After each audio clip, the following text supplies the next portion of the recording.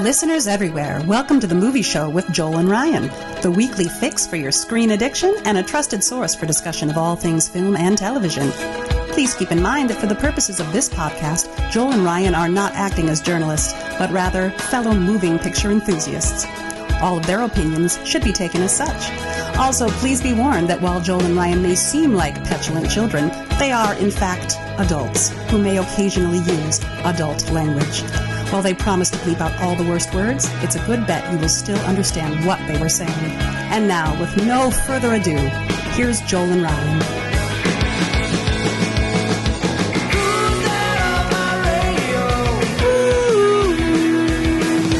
Welcome, friends. I do believe that we are friends at this point. Welcome to the Movie Show with Joel and Ryan. I am Joel. And I'm Ryan. And we thank you so much for letting us into your ear holes this week. We are Matrix-free. We have broken free of the machines. And now we will resume regular service. No, we're thrilled that you could join us. Today I think we have a fun show. We'll see. Yeah.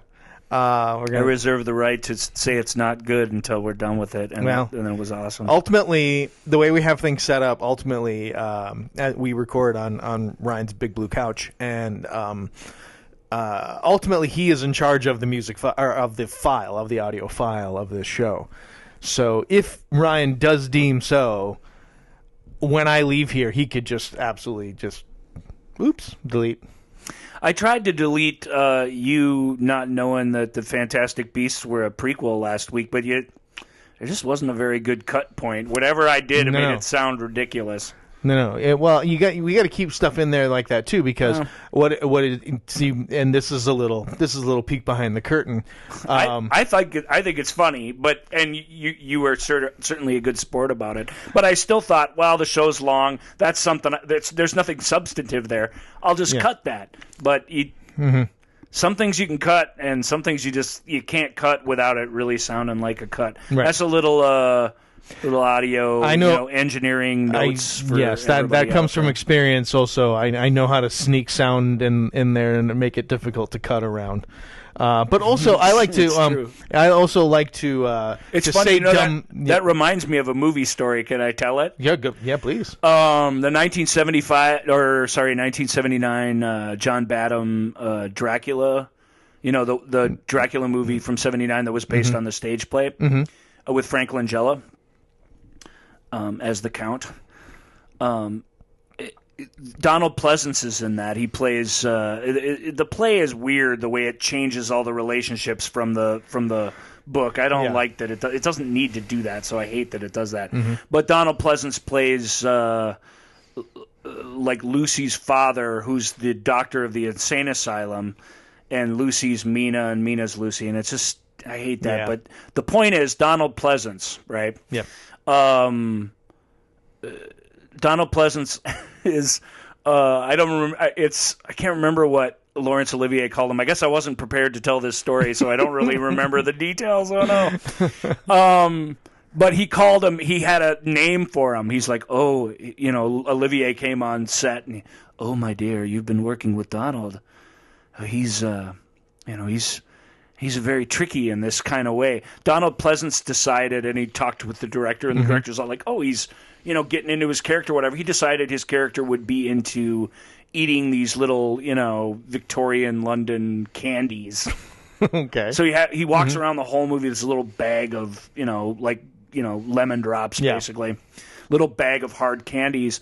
And it's all so he can steal more screen time. That's the only reason the candy is there. And Olivier, having worked with him before and just knowing him by reputation, a couple of old British guys, just knows, that's so that because if he's finishing his line and his hand is midway to putting candy in his mouth, they absolutely can't cut away from him until he's finished that action.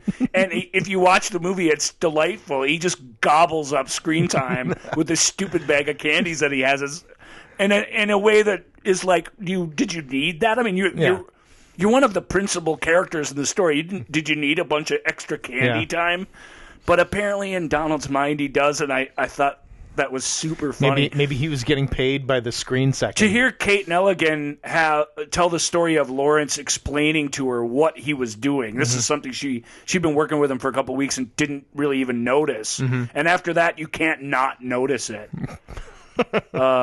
It's very, very delightful. And then the other great part, there's a little making of on the Blu-ray for that Dracula. The other great bit is the scene is almost, or the movie's almost black and white. It's all desaturated and it's very stylishly done. It's got a great John Williams musical score in '79. When he was doing his best work. But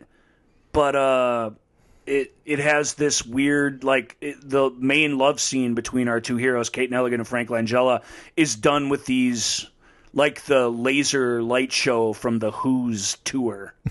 They got all these laser lights or whatever that just come on and through the smoke, and it's all, it's hard to explain, but it's like a music video. Yeah.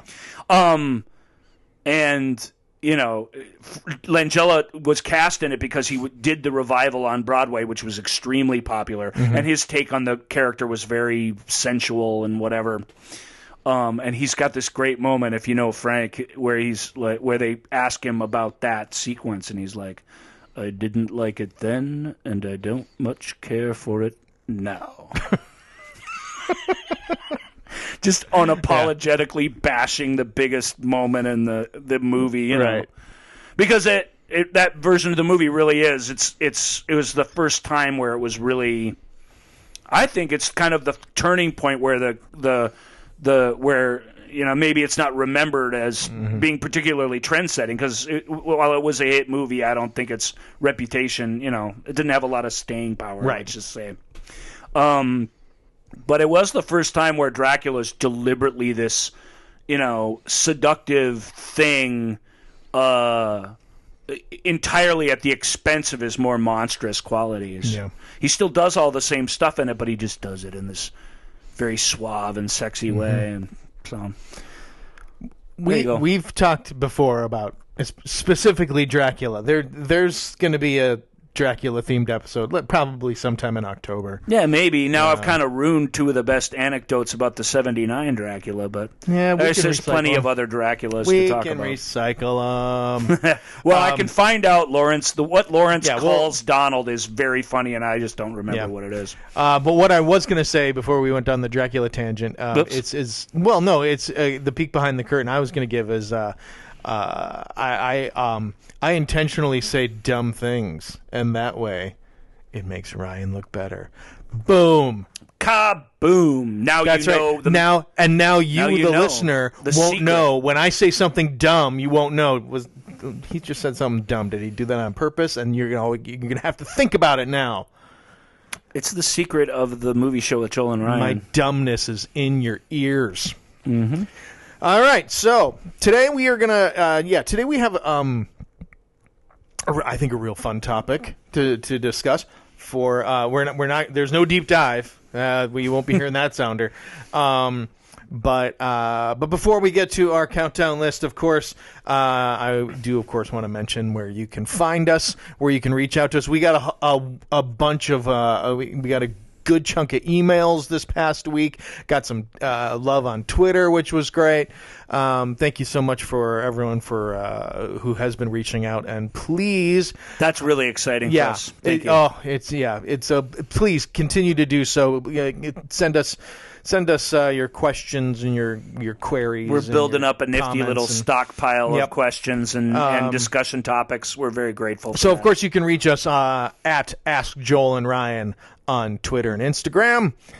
I probably should mention Ask Joel and Ryan. That is the traditional spellings of all of those words. Yeah. Ask Joel and Ryan on Twitter and Instagram. The show's title officially has an ampersand in it, but all these Ask Joel and Ryans are the word and spelled out. Yeah. It's all the words crammed together, spelled out. Facebook, The Movie Show with Joel and Ryan. Lowercase, but that doesn't matter. Mm-hmm. Anyone who tells you capitals matter or don't matter in emails are lying. They don't matter. That's true. Yeah. The Movie Show with Joel and Ryan on YouTube, and I think this week's episode I'll probably put some visuals on there, playlist for that one. And, of course, please leave us a review on iTunes, Spotify, Podbean, wherever you get your podcast content. For sure. And, of course, reach out to us, askjoelandryan@gmail.com. And as we always say here on the Movie Show with Joel and Ryan, when you care enough to send the very best. Okay, so this week. Hey, Joel. Yeah. I remembered what Olivier called Donald Pleasance. Can I say it? Absolutely. He called him a handkerchief actor. A handkerchief actor. Yeah. That makes perfect sense. If you know a little about acting, it does. Yeah. It's all these little physical flourishes that he just knows enough about movie making that can't be cut until they've kind of finished, or it looks like you're doing a sloppy job. Yep. Yeah. I'm doing some handkerchief acting in the show that I'm working on right now. Nice. All right, so here comes this week's list. 10 seconds. 9, 8, 7, 6, 5, 4, 3, 2, 1.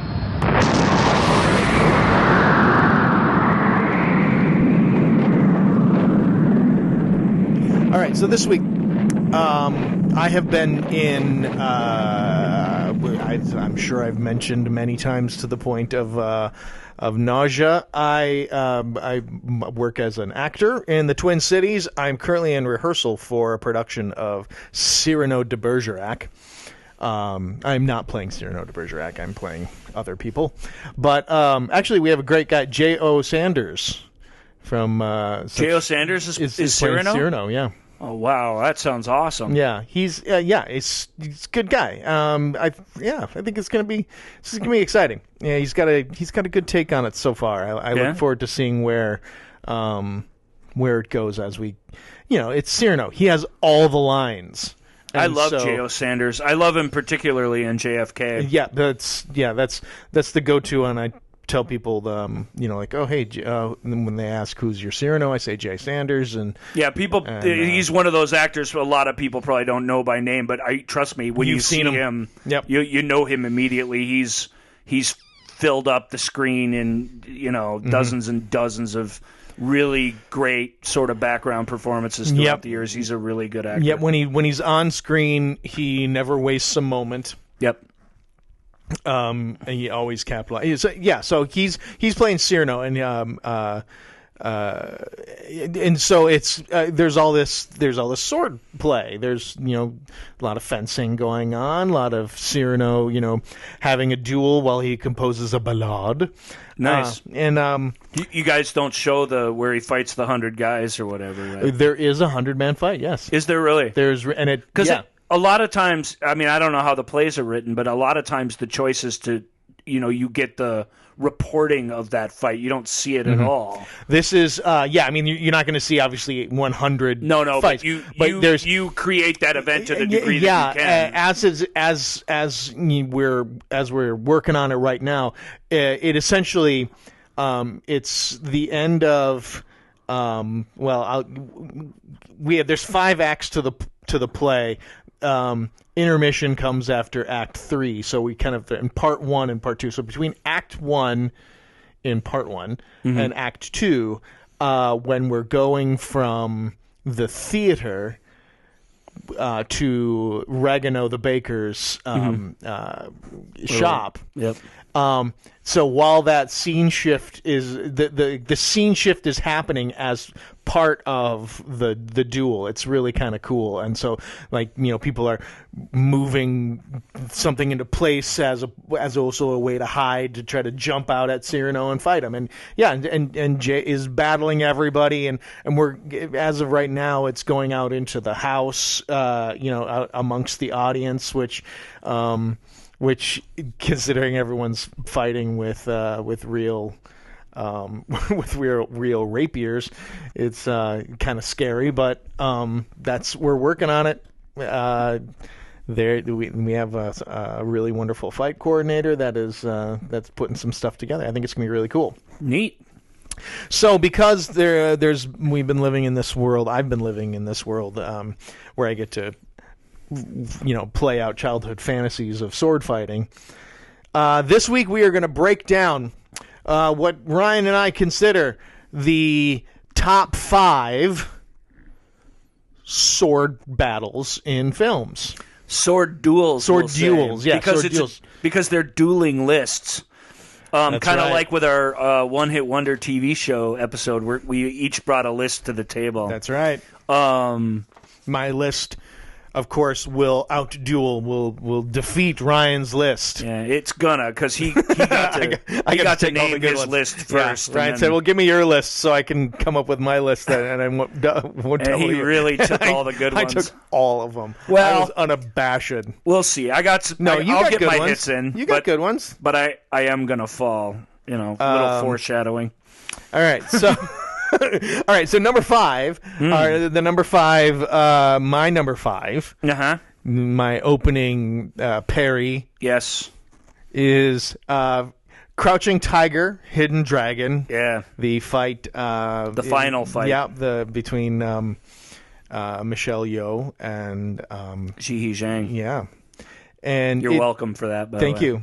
I have super huge crush on Ji Zhang, so I did learn to, within reason, pronounce her name correctly. I may not be getting it perfect, but yeah, I mean it's a wonderful fight. You have these two characters who know they have a each reason other. to be fighting. Yeah, I mean, I've never been super clear on what Ji's character is fighting about in that movie, where her fight comes from, I guess. She's one of the trickier characters in cinema to me, because I know that's we don't want to go too much into that because we just want to talk about the fight. But she's killed the love of Michelle Yeoh's life. Yeah.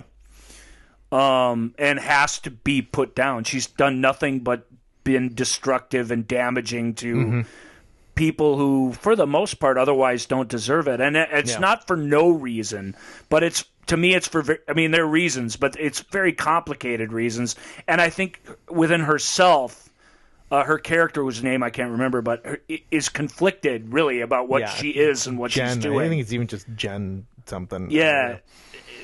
It's an incredible fight because the villain of the piece, if there is such a thing in that movie, is extremely emotional, overwrought while she's fighting, and the woman who's avenging the loss of her love is almost, I don't want to say clinical, because she feels something too, but very easternly at peace with what she's doing. And those different styles are amazing in that fight. I really like that duel a lot. Yeah.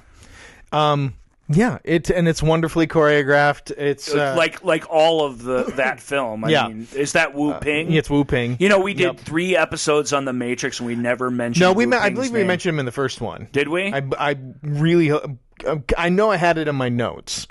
To bring up Wu Ping. I'm pretty sure I did. I feel like we didn't, but if we did, we probably didn't mention him enough. He's the guy who brought all the incredible kung fu sub-reality fights that we had in those films, and he's also the one with the flying, sort of skipping wire fu. We call it. We don't call. Everybody calls it that. That's what it's called. But he's the master of that, and it's fantastic. It's stunning. The use of and it's a big emotional payoff in the film. And we could have chosen. I could have chosen any of the fights in that film. Sure. But I think you chose the right one, honestly. Yeah, maybe because it does have the most. There's so much at stake. These two characters, we've seen the emotional arcs of both of these characters absolutely pay off in this fight. Yep. I agree. So that's my number 5. Yeah, I called our 5s the grudge matches. That's Mine is the Kill Bill, The Bride, and the Crazy 88s. Which, if you view Kill Bill as one continuous story, Quentin Tarantino's Kill Bill, which is it's hard to say. I'm not going to pick a favorite Tarantino or get too much into Kill Bill's place amongst his films, but it's really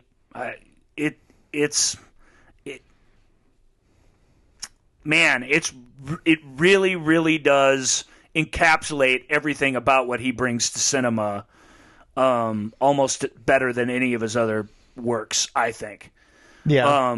It's right going to be when he calls it quits. It's going to be right in the middle of his career. The battle with Uma and the Crazy 88s at that club is right in the middle of the movie. It's the whole club sequence really is this kind of central piece of the film, and that fight is and I'm kind of including the other grudge match, which is him and O-Ren Ishii. Yeah, finishing it off at the end. I was going to ask you about that because I was going to ask you. I mean, I'm glad that you're mentioning it. Whether you consider part of the 88's fight or it isn't, but it is. Yeah, it is. She has to get through the 88s to get to O-Ren Ishii. Yeah, and that's where the battle is really happening. That battle is also real. That individual fight, the two of them, that's also a great fight. Yes, the choreography, the camera work, everything that's going on in that battle with between with the snow falling and everything. Is am I remembering that right? Well, yeah, no, in the O-Ren Ishii, but the inside the club against the 88s.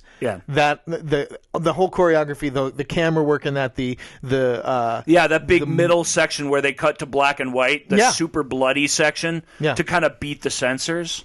Yeah, very fun. I mean, this is a pretty commonly known piece of trivia, but in Asia, in Japan, that sequence doesn't cut to black and white.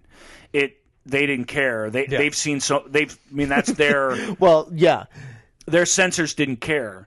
Here, they were going to give it an NC-17 rating because of that, and he's like, "Well, we'll just do what they did in the old days when they needed to." When they had a big, bloody, messy, decapitation-filled, limbs flying everywhere sword fight. Right. We'll cut to black and white so you don't see the red blood, and the censors will give us a walk, and that's exactly what happened. Yeah. One of the ways it works great is they cut to black and white. It's all this fight, and then once the battle is over and it clicks back to color, it is just this. It's a bloodbath. It's just this saturation of red everywhere, and it's to me it was so jarring in a good way of like, oh damn, yeah, of course. It's one of those things where I like it that way. I wouldn't want to see it another way. They easily could have done it, on home video. Maybe they will someday, but they could have done that. Oh, here's the Japanese version, cut or whatever. But I love the cut to black and white, and it's one of those things where necessity bred creativity. To placate the censors, they didn't. They weren't going to release that NC-17. There's no way. But the solution they came up with is great. It just fits in so many ways. And I agree with you. The smash cut out of black and white when you see the aftermath of it is extremely powerful. Maybe more so because you've been denied seeing those colors truly in action. Yep. So, and just like you say, choreography and just the ferocity of the bride. I mean, what a really cool character. A really good writer, director creating something for a really good friend and actor. Uma Thurman, I don't know. I've been hit or miss on her, but you can't deny her kind of physical and emotional commitment to that role. It's such a strong performance, and that's her. I don't know if it's her biggest moment, but it's certainly her fiercest, toughest challenge.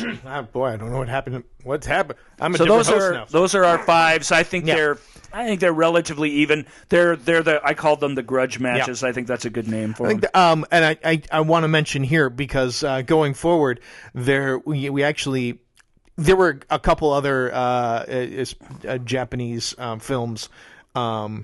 That I was toying around with, a couple other fights that. There's Hero. Yeah, that's a. But I don't. Yeah, one. And that's really good. We don't have any more. I will freely admit I don't. There's a lot of Japanese cinema that I haven't seen. I see some clips. That's Chinese. I'm sorry. Chinese. Hero is Chinese. Sorry, Chinese. Well, Asian. So there's a lot of these films. Kurosawa is Japanese. Right? Yes. Sorry. There's so many that I haven't seen that could very well, get into this list. Well, not only that, but the sword fight. Just as a side, we've got one of these made it on our list, and it's the all-time most famous one. We won't tell you what it is now. We'll get to it, but that whole era, or really the earliest era of talkies and adventures, the central thing was the sword fight, just constantly. All the pirate movies, all the period, dramas. It was such a big deal. And if you really study that kind of cinema, you're going to be maybe a little offended by our list because it includes almost none of those. Yeah.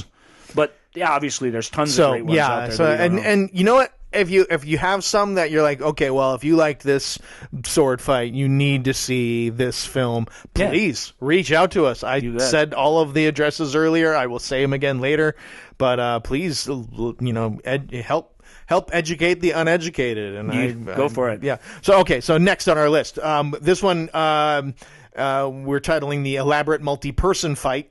Right. My number 4 was a fight so good for weeks it made me forget the deficiencies of the rest of the film. The Duel of the Fates. The Duel of the Fates. The battle between Qui-Gon Jinn and Obi-Wan Kenobi and the Sith Lord Darth Maul. Boy, is that a good sword fight. Yeah. it's really good. And it's really sad because it's the last good sword fight in Star Wars, at least in those prequels. Yeah. It's not to say that others don't kind of have their moments, but that's the last time, Ray Park as Darth Maul, helping to choreograph that, and the other two actors kind of, looking back on it, almost feels like they're waiting the whole movie just to do that. Mm-hmm. Certainly McGregor is to some degree, I think. Boy, that's a strong fight. I mean, it is the coolest thing in that movie by far, and it could have paved the way for bigger and better things. And we sadly got away from that. Guys on the ground, guys doing these moves themselves with their dull rods or whatever. It was the most elaborate lightsaber fight we'd seen up to that point, and it was the last one that really felt grounded in reality, where every strike, every move, every duck, every parry was done by the actual people that you were watching. Yep. After that, the people became, as soon as their feet left the ground, they kind of became digital. Yep. Yoda started sword fighting. We kind of went off the rails, and that's a bummer. And I'll just say, I'll let you finish because it was your pick, and I'm stealing all your time. Yeah, no, it's good. But it's still the reason. There's a couple other reasons too, but it's the reason that of the Star Wars prequels, Phantom Menace is still by far my favorite. I would agree with that. There's a conventional wisdom that they got better as they went, or that finally they got to Revenge of the Sith, and finally we got a lot of the story elements we'd been promised, etc. So that is better. But story-wise, I think the films got better. But in terms of the story progressed the way it was supposed to, but given the weight of the story that they had in Revenge of the Sith, I actually think that's considerably less well-done film. Mm-hmm. There's very little... the things that are happening that are important in Phantom Menace are happening very slowly. Yep. But those elements and the sounds and the return to the universe... Yep. And the music, it feels like Star Wars. Absolutely, it's got the great Williams score to that fight. Yeah. That's the iconic theme of those prequels, right? And when that movie ends, at least for my part, there's still hope that we're going somewhere good. Which I started to lose a little bit as we went. And it was the first time we saw a lightsaber that looked different. Yeah, the ones the red coming out of either side. Having essentially the lightsaber staff. Right, very cool. And then of course, then it gets split in half. So then and all three of them are great in that. But you can't say enough about Ray Park. Yeah, his work in it is so good. Yeah, Wow. It was such a good. It was such a good fight. Moments of one-on-one. Choreography, whether it be with Liam Neeson in Ray Park or Ewan McGregor in Ray Park, and then some really fun, well thought out fighting between all three of them. Right, all four blades in action. Yeah. All three guys is a lot to love in that whole so sequence. it's really good. And the way it moves, we hadn't seen one that like it that fight travels a long way. Yeah. That's very cool too. Yeah. It had multiple levels, it's a good fight For sure. okay. I'm not sure mine lives up to that at all, but it is. I can say this for it: it's equally elaborate. Yes. Which is the Wheel of Fortune from the end of the Pirates of the Caribbean: Dead Man's Chest. Between I'm forgetting the guy's name, Commodore / Captain what's his face. I feel really bad. I can't even remember the actor's name, and he's pretty cool. That British guy. I'm sorry. Which one are you talking about? He's the third guy. I mean, it's Johnny Depp. It's Depp. Orlando Bloom, but who's the other guy? I can't remember. I'll have to look it up, you guys. I'm sorry. Anyway, you talk a little bit about the wheel and just the craziness of it. Well, I got to admit, I was thinking of a different fight. Oh, you were? Yeah, it was. Which were you thinking of? Is that even from Dead Man's Chest, which is the one I'm thinking of? I was thinking of the one with Barbossa and Jack Sparrow, where they and it's the fight's going on, and they keep going from light to shadow and going from skeleton to... Oh, yeah. No, that's a good one. Yeah. That's at the end of the first movie. And there's actually a great one between Bloom and Depp in the shop. That's fantastic as well. No, but to me, those are really great, and they may be better in a way in that they're a little more grounded and they're a little less transitional than this one. The actor I'm thinking of is Jack Davenport. His character is Commodore Norrington, who was disgraced at this point in the story. Yeah. So they're trying to capture the Dead Man's Chest. I'm not going to get into the whole plot of it, although we could almost sum up the plot of that 3-hour movie in about 3 sentences. There's not a lot of plot there.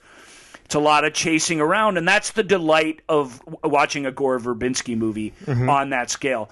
The first 3 Pirates of the Caribbean films, his much maligned Lone Ranger movie, Mouse Hunt, even the absurdity of action, and that's what I love about the Wheel of Fortune. Is you got 3 different people fighting for 3 different things. Their reasons for fighting each other and who is fighting who changes multiple times throughout that fight. Yeah, the fact that they fight on that wheel while it's moving, just the craziness of it and the impossibility of it, even though they did sort of achieve most of that in camera, and just dreaming it up, Yeah. They're fighting on this wheel from this mill that's broken off, like a water wheel. Yeah. And it's spinning through the jungle on this island, and they're on and off of it and inside of it and outside of it.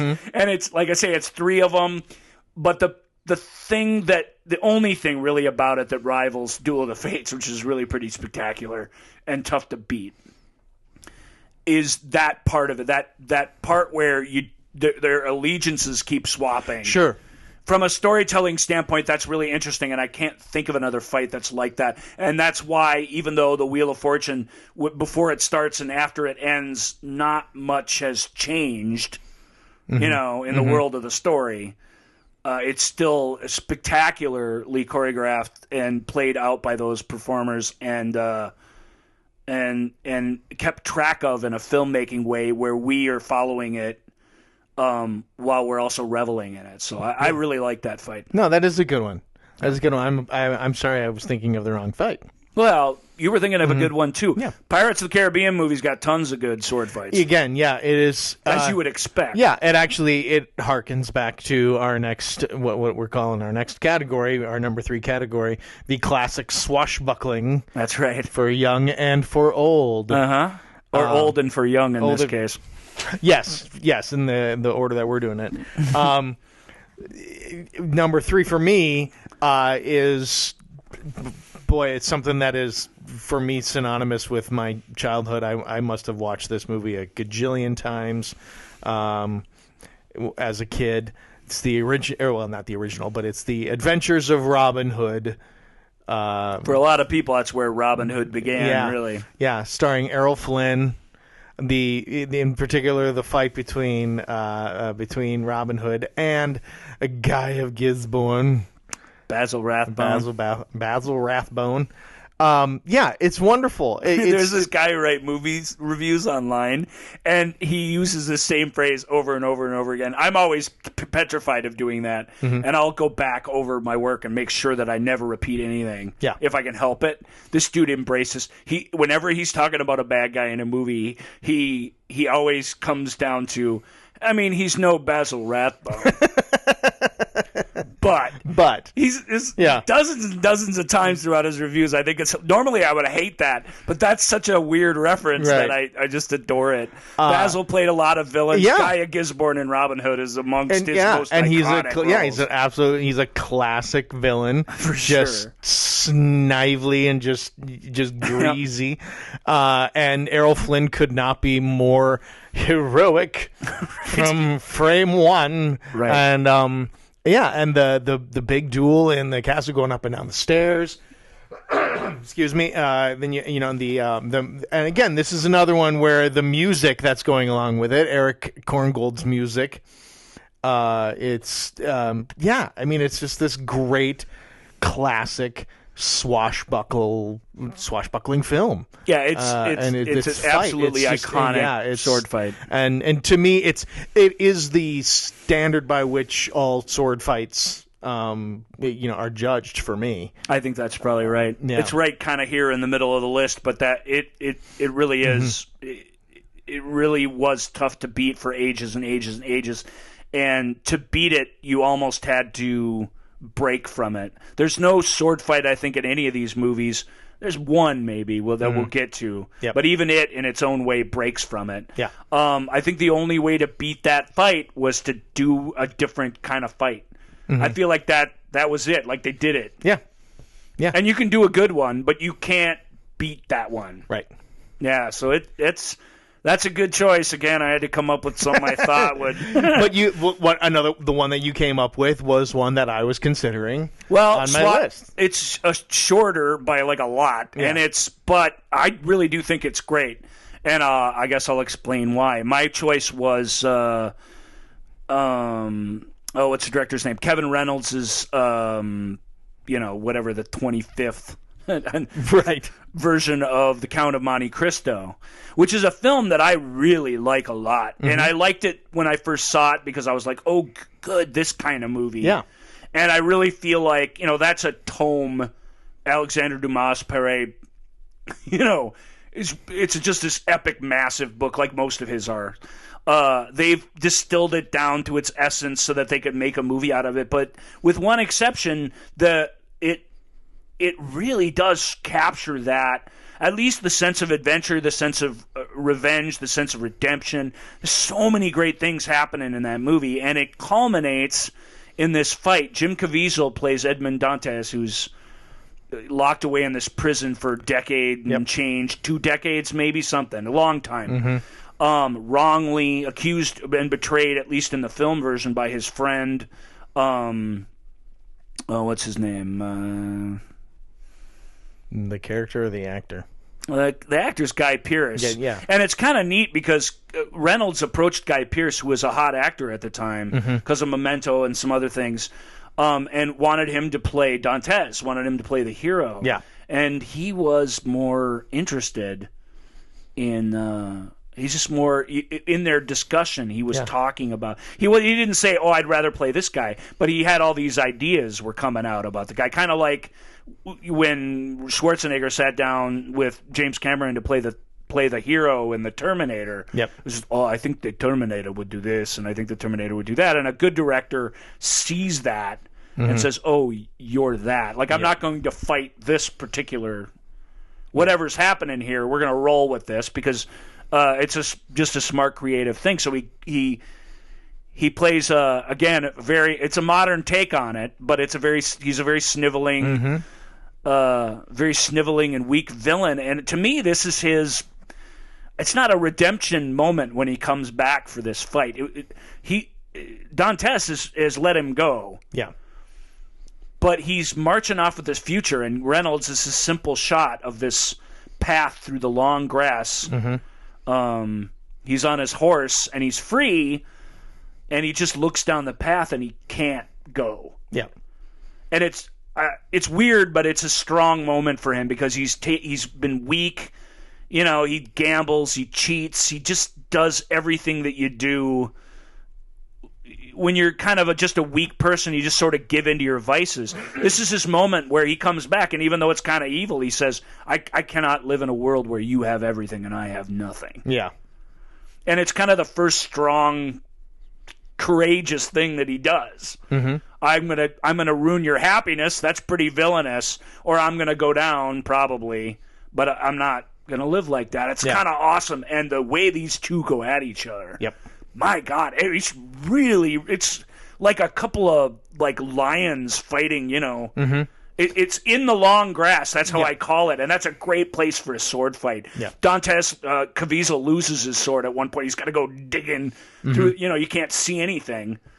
They got it where they were very careful so they could shoot it from above, and it would be all perfect, even though they were trampling all over everything. Right. So it's done very carefully and in this beautiful way, and the way they go at each other and the way it kind of ends, it's an eruption. It's a final explosion of what's been inside. Frankly, both these characters. Right, I agree. It really is. Like a lot of our final fights, a great payoff. It is not.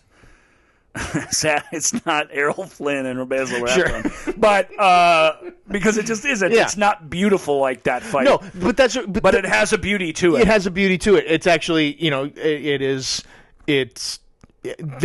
would say, the Robin Hood fight is beautiful, and it doesn't. It is. Yeah, it is. It is a beautiful. It's a dance. Yeah, but the brutality of that. The Count of Monte Cristo fight. Count of Monte Cristo. And it doesn't overstay its welcome. It is not a action sequence. And we'll talk about this for a couple of other ones coming up, but it really feels like it would go this way. Right. You know what I mean?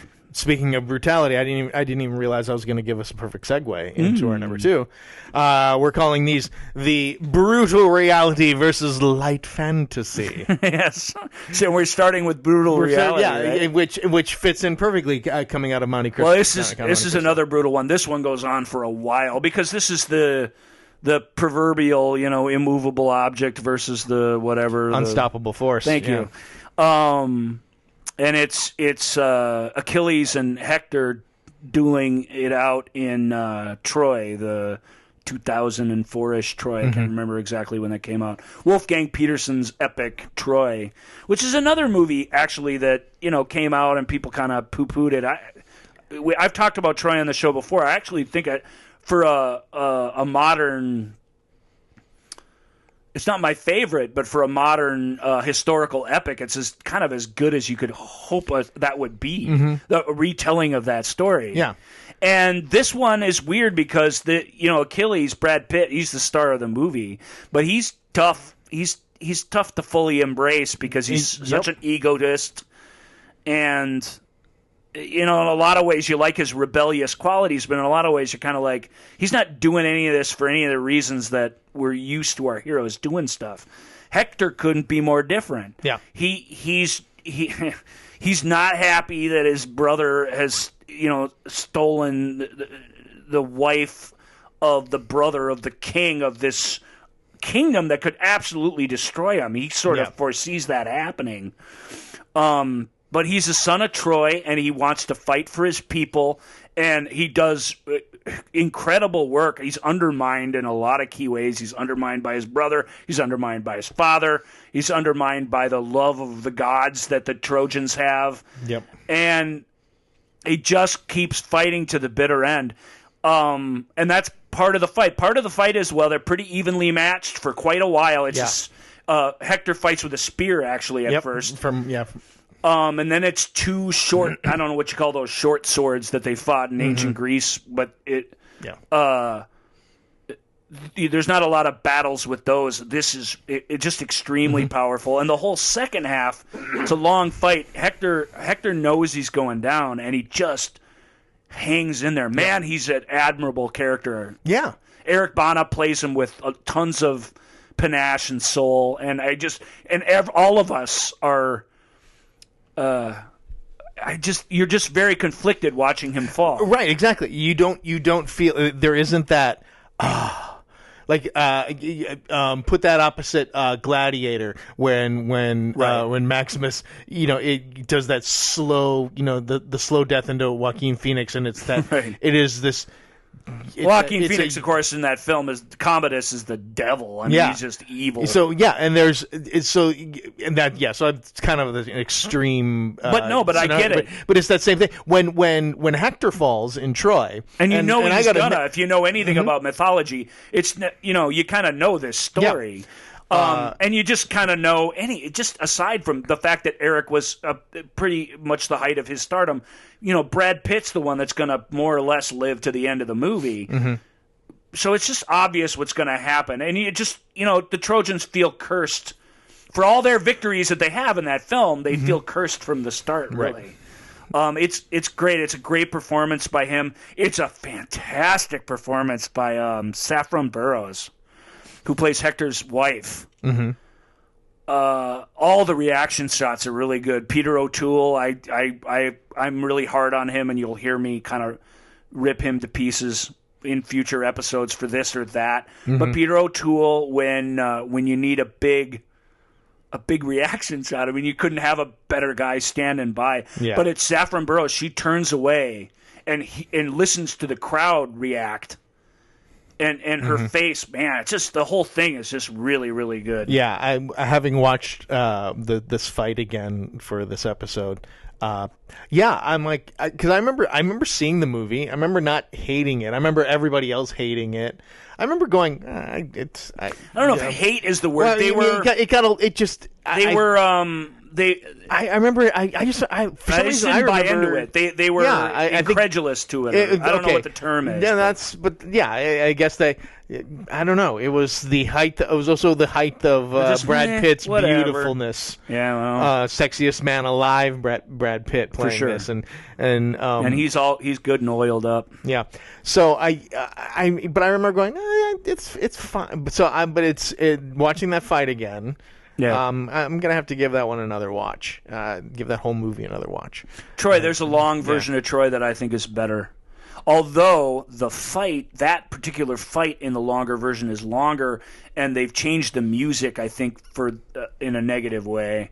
So there's people who like the movie debate which version is longer. A lot of the central part of that debate comes down to this fight.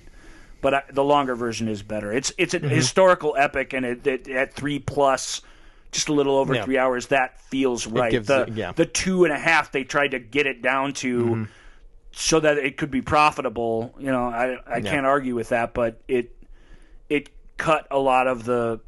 It's a huge cast of characters. It cut a lot of the sweep of it away. So I recommend the longer version when you're choosing. So from the brutishness, the sort of the angry, visceral fight of Troy, we switch to the exact opposite of two delightful masters who enjoy the fight. But also two heroes fighting each other. Two heroes fighting each other. That in common. Yep. Two heroes fighting each other. Yeah. We go to everyone's favorite love story. Pirate Roberts. The Princess Bride. Rob Reiner's The Princess Bride, book by William Goldman. We have Dread Pirate Roberts, #Wesley, and Inigo Montoya. Yeah. And so we have Cary Elwes. The most polite sword fight in all of film history. Yes, it is absolutely the most polite sword fight. It's two people but that's not to say that the sword fighting isn't awesome. No, it's great. It's wonderfully choreographed. It's fun. It's it harkens back to the swashbuckling of Robin Hood.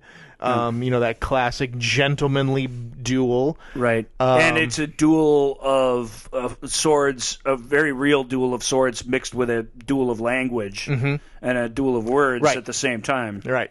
Which I think is other than its comedic nature, which is unique on this list. Yep. That part of it, the part where the talking goes with the... Yep. Which is and because I'm living in this world, it's very Cyrano like. Sure. It's what they're saying is almost as important as the physical movement that they're doing. Correct. And it's great. You got these two actors these two characters who are both fighting southpaw. Yeah. and then you get this great moment where he's like, "Well, I'm not left-handed." And so then that switches, and then it turns into, well, you don't seem flustered that I just told you that I'm not left-handed. That's so funny. He's like, well, because I know that I'm not left-handed too. It is so delightful and funny, and then of course it's a tribute and it's very worshipful to those sorts of scenes in the greatest possible. And then way. it's and then because you have two heroes fighting each other, even though at this point we don't fully know. We just have gotten to know Inigo Montoya's story at this point while they're waiting to fight, and so we have and he's like, I'd sooner destroy a stained glass window than an artist such as yourself, or whatever he said, and then knocks him out. He's not going to kill him. It's like, I can't have you following me, so okay, I'm going to knock you out. So it's a happy ending for a sword fight that has to end somehow. Right. Unlike the brutality of Troy, they part on good terms. Yep. Ultimately, I think Achilles parts on good terms with Hector too. Of course, Hector's dead. He probably can't really appreciate it. Yeah, it's a little lost on him. But he comes around. Mm-hmm. He comes around to respect him and kind of love him as one of his, as an equal, which for Achilles is a big deal. Yeah. So we didn't really talk about what to categorize these number one films. We were going to do the honorable mentions first, that's right. Yeah. Sorry, yeah. There were a couple that we were going to mention. Here's a fun bit of trivia, by the way. This goes back to Dead Man's Chest, so sorry about that. All the way back to my number 4. Yeah. But in the script to that, because they had to write that script really fast to capitalize on the popularity of the first film, Ted Elliott and Terry Rossio's script just doesn't have anything for that fight. All it says is, and then the greatest sword fight ever happens. That's you put that in a script and it's like, all right, go to it. Go to town. Go get him, Gore. Well, get a good. Go get a good. I'm appreciating that more and more. The writers not writing everything. Just sure. The collaborative nature, the idea, and the trust they put in their fellow filmmaker when they write something. Like, part of it is a kind of FU to them. All right, see what you could do with this. And part of it is, hey, see what you can do with this. See what you can do with this, yeah. Yeah, so I think that's kind of neat. The two movies I wanted to talk about, sorry for interjecting here before we got to number one. I totally forgot these. If it's anticlimax, but there's two movies where sword dueling is an extremely important part of them, and they didn't make our list, but I have a soft spot for both of them in different ways. One is The Duelists, which was, the appropriately named The Duelists, based on the Joseph Conrad story. It was Ridley Scott's first film. It's Keith Carradine. I always say David Carradine for all the Carradines. They're all David to me. They're all David Carradine. I don't know why. There's 4 of them and 5 if you count their dad. But it's Keith Carradine. Keith Carradine and Harvey Keitel play Napoleonic soldiers who, without ruining the story, for no adequate reason, find themselves dueling throughout the Napoleonic Wars. Every time they meet up and are of the same rank, Harvey Keitel wants to duel Keith Carradine. Keith's more reluctant, but he's a man of honor, and when the gauntlet has been thrown down, must rise to the occasion. Yeah. And it got several really good sword fights in it. One in particular, one of the first broadsword fights that I've ever seen that's just brutal. They had them wired so that when they hit the walls or the swords in a way that there was all this electricity that was caused by is very cool. And we enter that sword fight halfway through, and they're already bloodied up and exhausted. That's part of why that fight, which is one of my favorites ever, doesn't really make the list, because you don't really see it. Yeah. You come in at the end of what feels like a fight that's been going on for a long time. That's really great storytelling. It's maybe not super great sword fighting. Yeah. But it has several others in it. That's a fantastically beautiful film. I love it. I love its subtleties. I love the class struggle. I love all the metaphor in it. I love Harvey Keitel in it. Love him in it. It's one of my favorite roles by him, and it's not exactly one he's most famous for. Sure. And the late great Albert Finney's in that as well, which is why we watched it recently. The hard swing the other way into complete fantasy ridiculousness is Highlander. Oh, yeah. Yeah. Again, sword fights aplenty in the Highlander. I can't explain to you the high concept thing behind the Highlander, but those just for you fans briefly out there who are like, "Whoa, why haven't you mentioned the Highlander?" Highlander has a ton of great sword fights in it. Even the training sequences in Highlander are pretty exciting in terms of sword duels, and the final showdown in Highlander between Christopher Lambert and Clancy Brown almost makes the list. I mean, I wanted to put it on my list somewhere, but I always back off that fight because it does something which is cool, but which I feel from a storytelling standpoint is a misstep. That scene is great. It happens in 3 kind of different locations. Very exciting, and they're both really good swordsmen, very committed. Yeah. And they're both very different. Clancy Brown's this mammoth sort of guy. He's got this sword that's like bigger than a car that he fights with. Yeah. You know, Lambert is a pretty powerful guy too, physically, but comparatively he's more limber. And so it's very fun watching their contrasting styles. It's very clear, though, when that movie hits its sort of final third, it's very clear who's going to win. Yeah. And I guess if we stop to think about it, we all know who's going to win too. It's not as surprising when you get to the end and the hero wins and Sure. But this movie telegraphs it. It stops to tell us. The music changes. The victory music comes on before the thing is ended. You know what I mean? It's cool. It's like it was made by a music video director at the time, and it's very much like a music video. Sure. It's shot in a very you might say it's overkill, but I love it. The crazy camera movement and all the zipping along the wet ground under their feet and stuff. I mean, I love all that. But I hate that the moment has to come where our hero triumphs. When he knows he's going to triumph, 36, 40 seconds before the thing is over. Yeah. It takes the bite out of it somehow. I mean, we've watched lots of brutal fights so far in this movie. So that's my knock against that one, even though it's part of what makes that one cool and unique. I mean, I wouldn't change it, but that's why it didn't make the list. In fact, I was at rehearsal this evening. I was telling a couple people how this is what we were going to talk about tonight, and a couple were like, what are they? And one of the guys was like, I like Highlander. Yeah, well, and I'm like, well, I get yeah, it. No, yeah. So anyway, our top films. Let's move into the number 1 slot. Well, my number 1 is my number 1 because of all of the rules that it breaks, and it's not so much the artful swordplay, which there is plenty of that. Yeah. But there's not a ton of it. What's great about this duel is, and the one I'm talking about is between Luke Skywalker and Darth Vader at the end of Empire Strikes Back. Yep. The duel of Cloud City. And there's a lot from a storytelling standpoint. It's as big as anything that an 8-year-old kid can experience. It's true. Yeah. And it subverts everything that an 8-year-old kid thinks is going to happen at the end of a movie of this type. Yep. And some adults probably saw this coming. All of the wise characters in the movie have said, "Oh, you better not go there and do that. Don't do that. Don't do that." They've been really adamant about it. Yeah. You're not if ready. you really believe in what they fight for, don't go. Don't go. Don't go and try to save him. And so, so my dad sitting next to me, I'd have never asked him, but I assume he had a clue as to what was going to happen. I had no clue. Yeah.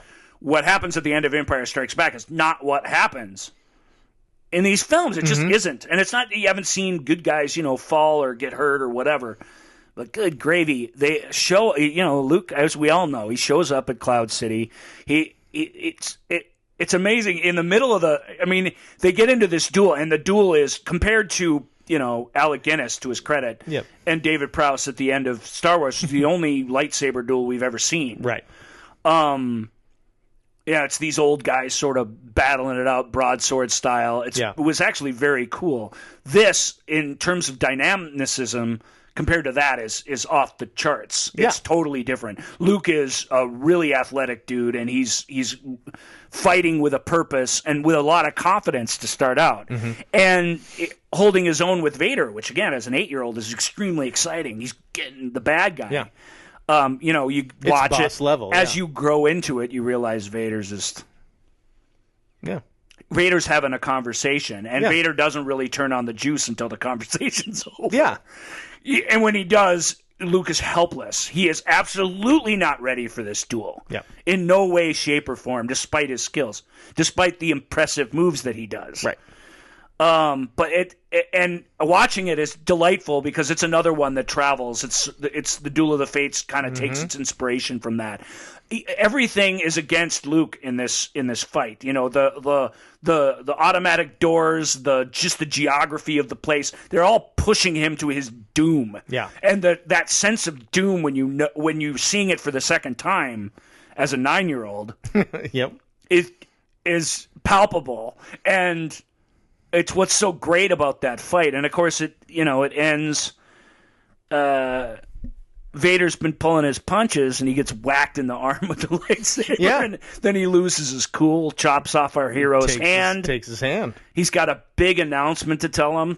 We all know what that is, but I'm not going to spoil it here because that's not what this show is about. But a big revelation, and our hero gives up, falls presumably to his death. He's actually saved by a little bit of circumstance. That same architecture that's been conspiring against him throws him a bone at the very end of that movie, if you can call it that. Yeah. That's why it's special. It's the storytelling that's happening within it. That's what's great about it, because I don't know that as a sword, as a lightsaber duel, it doesn't really compare to Duel of the Fates. Yep. And as an actual sword battle, I'm not sure it compares to your number one either, which I think is spectacular. Yeah, this one is. Yeah, I remember first time I saw my number one fight. We saw this movie together, didn't we? We did, yeah. When we were in college. Yeah.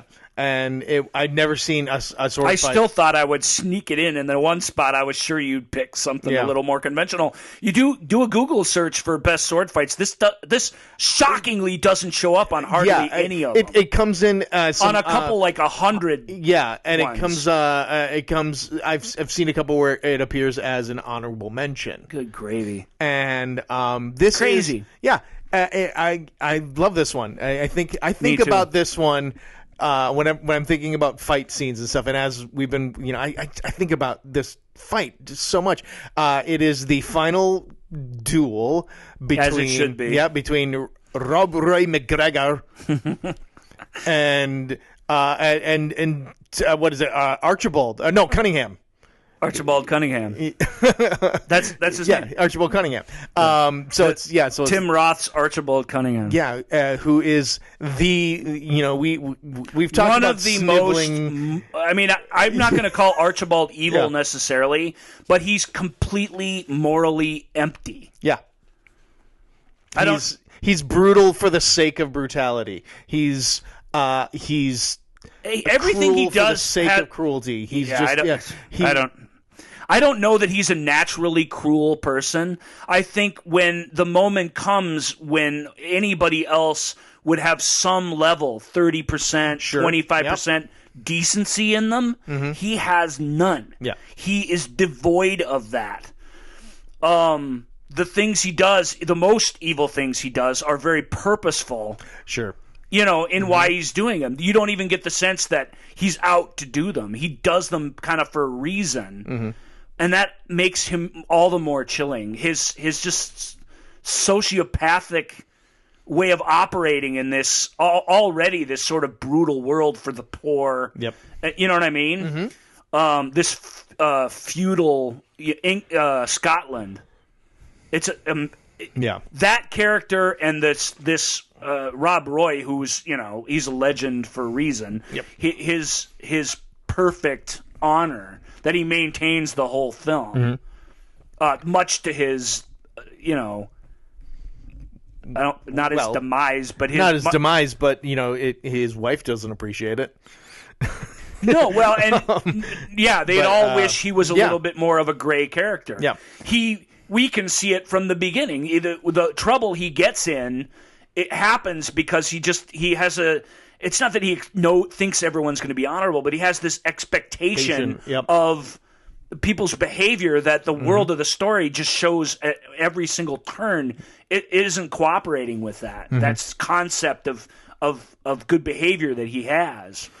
But he still, to the bitter end, he hangs on to it. I want to mention the choreographer of the fight, William Hobbs, who is, if you IMDb that guy, you will see that he's behind almost all of the so many great sword fight after another.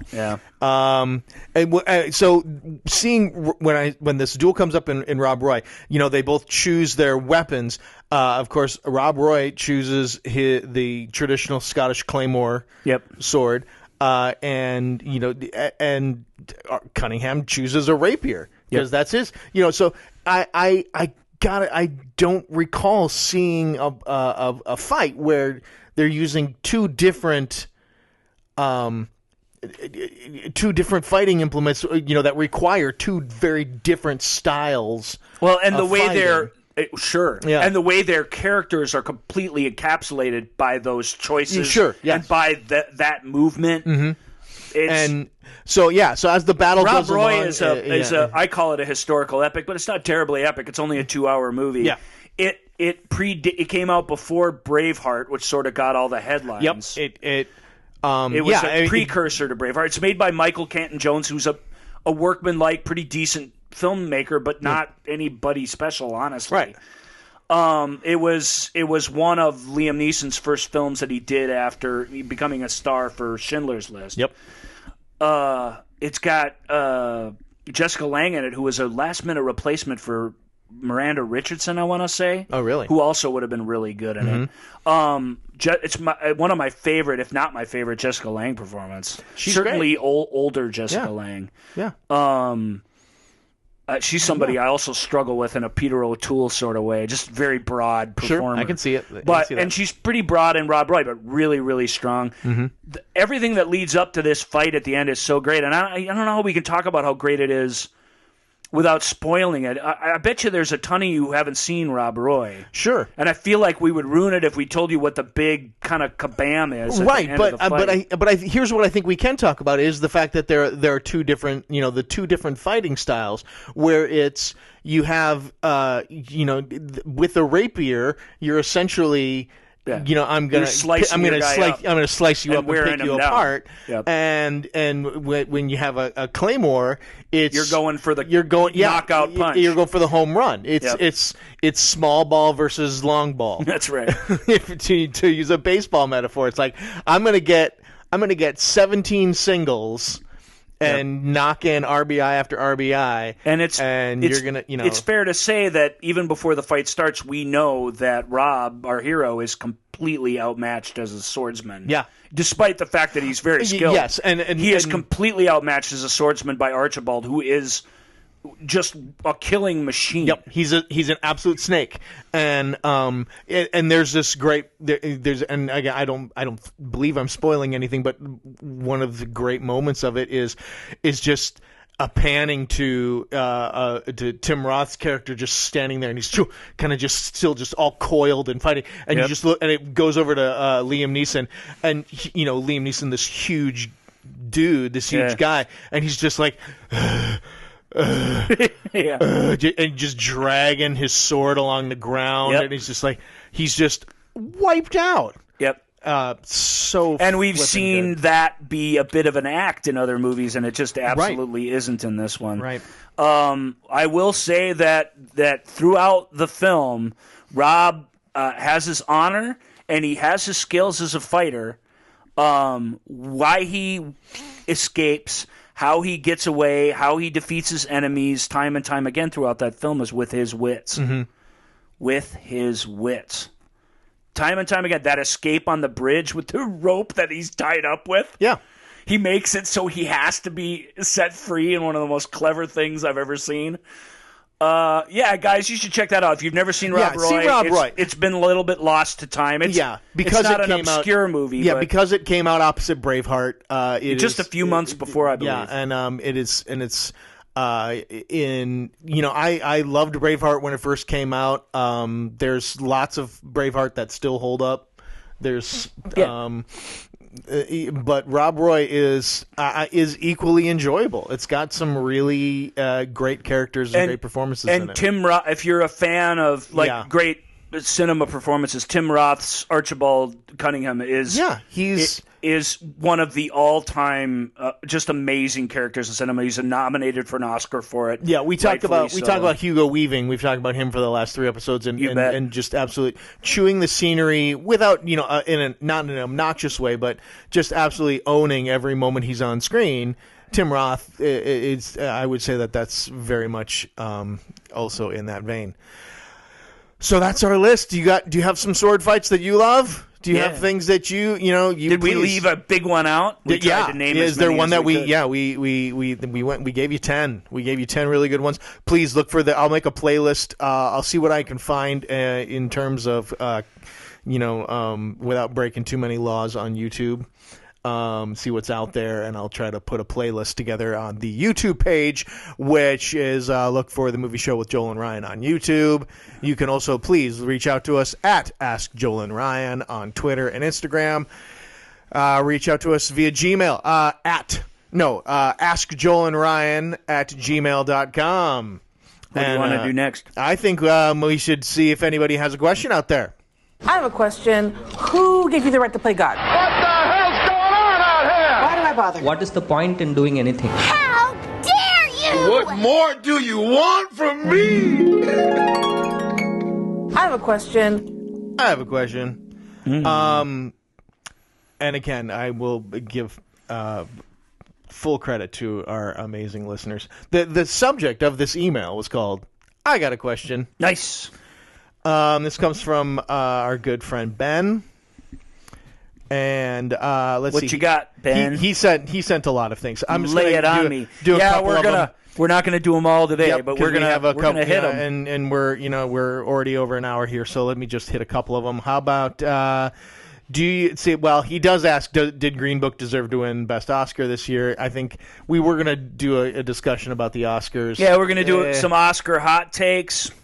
Probably best that we don't. Neither Joel or I have seen Green Book, so it's really difficult for us to say. I have strong. I'll see it. I suppose I have strong feelings about the movie before going into it. I will say this, and I hate to say it, but weirder than Green Book winning, because we mentioned this before that we started recording. Yeah. King's Speech, Chariots of Fire. You look at these movies, Chariots of Fire beat Raging Bull, right. Rocky beat Taxi Driver, and All the President's Men, and Network. Yep. There's tons of examples. Shakespeare in Love beat Saving Private Ryan. When given the option, the Academy always seems to go with the hopeful and uplifting movie. Yeah. I don't want to say all things being equal, because I don't know. We'll have our opinion about this at some point, and we'll share it with everybody. The Green Book has the sort of hopeful take on him. Mahershala Ali, the guy who won Best Supporting Actor somehow. Yeah.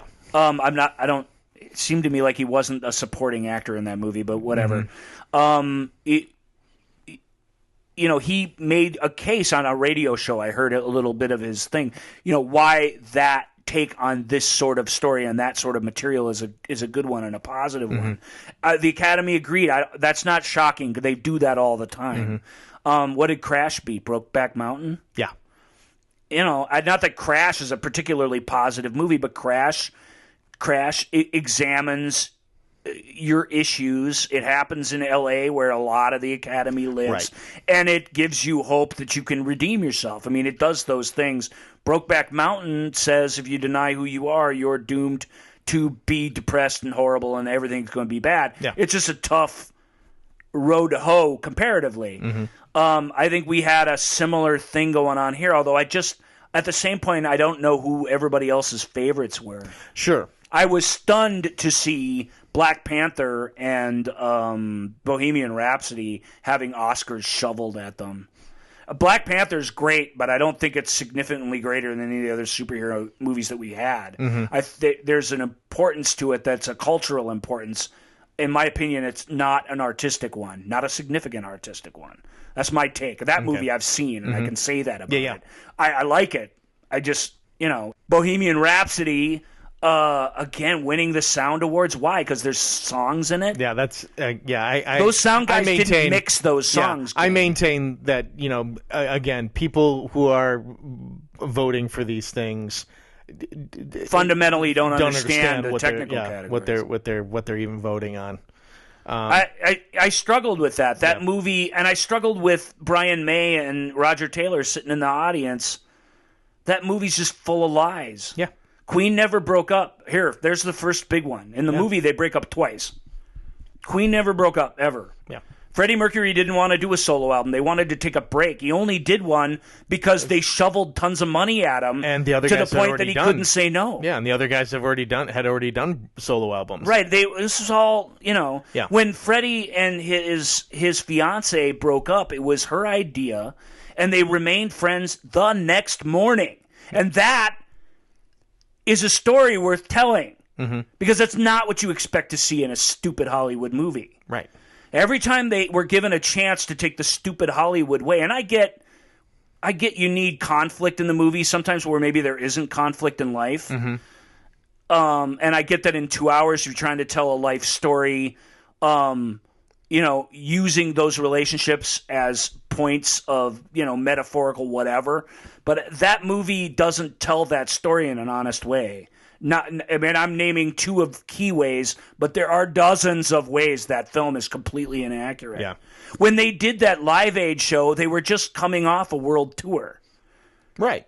Just weeks before they were performing the same set list. Didn't bring them back together. It was an extra thing at the end of a giant tour that they did, the biggest they ever did. Yeah. And they hesitated to play Live Aid because they weren't sure their act would be good in the daylight. That was the number one concern of them. So all this interpersonal garbage that the movie throws at them is I get it. You want some emotional catharsis, but just at the expense of everything that's honest. And I just feel like I read the reactions to that film, and I feel like everybody, that's the story now. Yeah, that's the thing. Is there's so much. Me. There's as so a fan much, and an admirer of that music and of this particular person, it frustrates me. There's so much greatness to the story in and of itself. It didn't need to be, if you were to tell the story as it needs to be abbreviated. I get that. Sure, but I don't know. At the expense of so much stuff that actually happened much of which is beautiful. Right, exactly. And shows loyalty and shows friendship that survived the whole time, not without its troubles. Yeah. But to see them break it down, to break up that friendship he had with that woman, I can't remember her name. She was there the whole time. She was there the whole time. She was there the whole time. So to make it I broke up with you and later made my peace with you sort of Hollywood cliche is frustrating to me. Yeah. So I'll say that.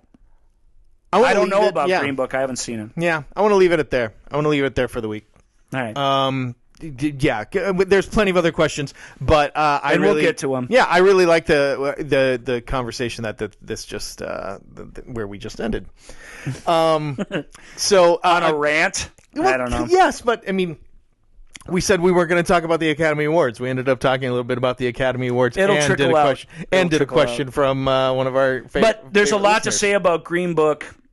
It's hard to say when you haven't seen it. Yeah. We both have our feelings about what it is and why it won, and we feel like we have a pretty good understanding of what the frustration is with it. Yeah. But it's very difficult to step up and say, like I just did about a couple of films, to say definitively, hey, as critics, as fans, this is what we feel when we not watched it. It feels disingenuous. I have strong feelings. I will still watch the movie. Right. I will freely admit I'll be watching the movie through this lens of that I've created.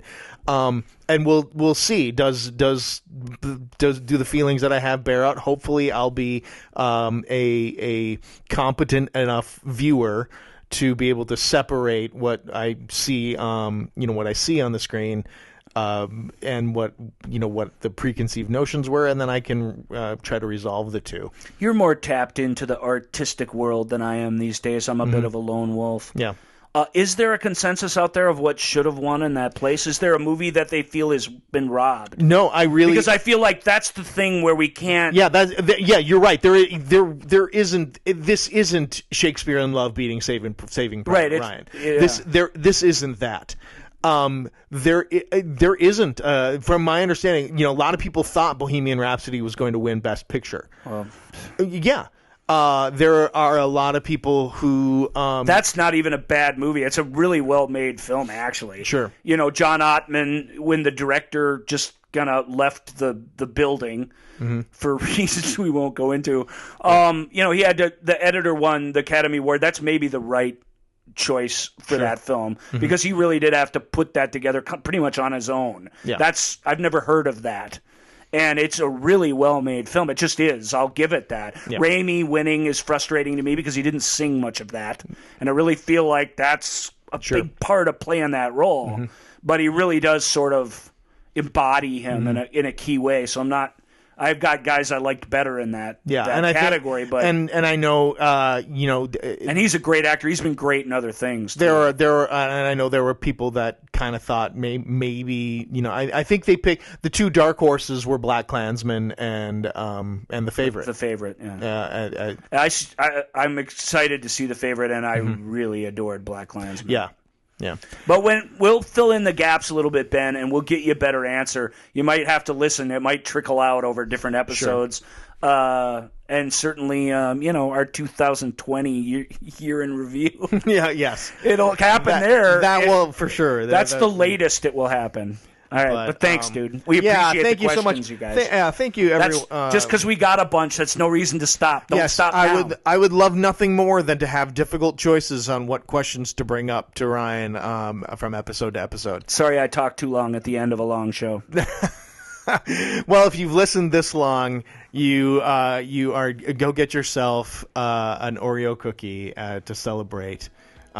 Because you have just finished off another wonderful episode of The Movie Show with Joel and Ryan. Thank you so much for tuning in, and we'll see you next time. Thank you for listening to The Movie Show with Joel and Ryan. Remember, all views and opinions represented in this podcast are personal and belong solely to the speaker and do not represent those people, institutions, or organizations that the speaker may or may not be associated with, unless explicitly stated. None of these views and opinions were intended to malign or deceive. And now, here's the producers, circa 1982, to play us out.